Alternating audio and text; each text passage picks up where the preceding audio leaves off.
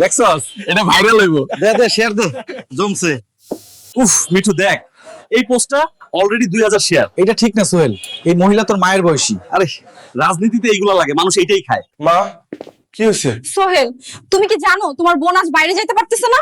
কেন, মিতুর কি হয়েছে? তোমার পোস্টের বদলা নিতে ওরা মিতুর ছবি নিয়ে নোংরা কথা লিখতেছে। পাড়ার মানুষও এখন আড়ালে হাসাহাসি করে। কেন করলা ভাই এইটা?